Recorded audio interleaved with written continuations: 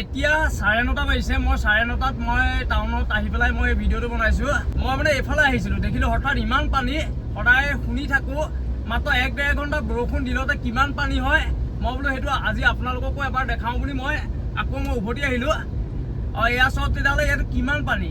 এতিয়া কিছুমানৰ ধৰি লওক বাম্পাৰ পাৰ হৈ গৈছে, সেইবোৰ যদি ওখ গাড়ী আছে তেতিয়াহ'লে বেলেগ কথা। যাৰ ওখ গাড়ী নাই তেওঁলোকৰ যথেষ্ট প্ৰব্লেম হৈ যাব। এইটো চলা ধৰা হয়। ইয়াৰ পাছত মই আপোনালোকক দেখামগৈ যোৰহাট তৰাজান।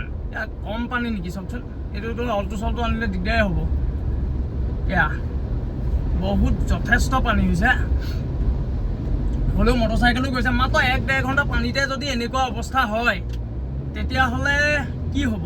আমি আগতে গুৱাহাটীৰ কথা কওঁ, এতিয়া দেখোন যোৰহাটতে অৱস্থা বহুত বেয়া। ইয়াৰ কাৰণ কি? এইটো হৈছে এটি ৰোড। এইটো এটি ৰোড হয়। এইটো যদি এনেকুৱা অৱস্থা হয় তেতিয়াহ'লে কি হ'ব। মানে ইয়াৰ পানীখিনি ক'তো ওলাই যাবলৈ নাপায়। মাজত ইয়াৰ ডিভাইডাৰ আছে, কোনো ধৰণৰ পানী যাব নোৱাৰে। ইয়াৰ যিখিনি নৰ্দমা আছে সেইখিনি পোত খাই গুচি গ'ল ইতিমধ্যে। মাত্ৰ 1-1.5 ঘণ্টা যদি বৰষুণ হয়, যদি যোৰহাটত এনেকৈ পানী হ'বলৈ হয় তেতিয়াহ'লে কি হ'ব। আগতে আমি গুৱাহাটীৰ কথা কৈছিলোঁ, মানে এতিয়া আমি মানে কি ক'ম, মানে এইখন এতিয়া ফাষ্টফুডখন চব কি অৱস্থা হ'ল। এইখিনিতে মোৰ অফিচো আছে মানে, কিন্তু মই মানে অফিচৰ পৰা ওলাই পেলাই হঠাৎ যেতিয়া বৰষুণ দি পেলাই ইমানখিনি পানী দেখিলোঁ, মই বোলো নহয় আজি আপোনালোকক গোটেই যোৰহাটৰ গোটেই পৰিৱেশটো দেখাই দিওঁ। যোৰহাটৰ 2টা জেগা দেখাই দিওঁ, গোটেইখন নহয় আৰু কোন কোন জেগাত আছে মই কেতিয়াবা সেইখিনি দেখাবলৈ চেষ্টা কৰিম বাৰু। কিন্তু এইটো সোণাৰী গাঁও।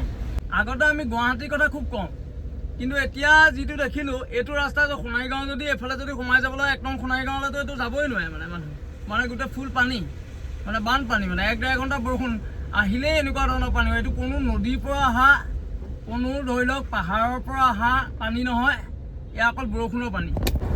এয়া হৈছে তৰাজান বাইপাছৰ অভাৰব্ৰিজৰ তলেদি চাপৱেদি আহি আছোঁ। চাপৱে অৱস্থা চাওক, চাপৱে এয়া অৱস্থা চাওক কিমান পানী।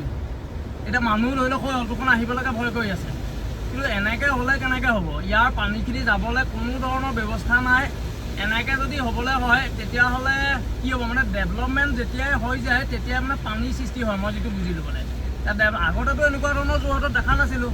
যোৰহাটত এনেকুৱা কোনো ৰেকৰ্ডেই নাই আগতে পানী হোৱা, মনত নাই মানে আজিলৈকে। ইমান ডাঙৰ হ'লেও আজিলৈকে দেখাই নাই।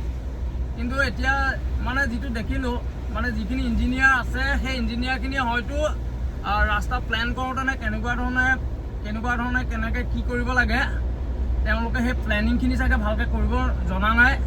সেইটো কাৰণে হৈছে বিশেষকৈ ৰাস্তাৰ যিখিনি বৰষুণৰ পানী, সেই বৰষুণৰ পানীখিনি মানে বাহিৰলৈ ওলাই যাবলৈ কেনিও জেগা নাই। মানে নৰ্দমা যিখিনি বনাইছে সেইখিনি কাম নাই, মানে সেইখিনি ইতিমধ্যে ফুল হৈ গুচি যায়। পানীখিনি ওলাই যাবলৈ কোনো ধৰণৰ ব্যৱস্থা নাই মানে।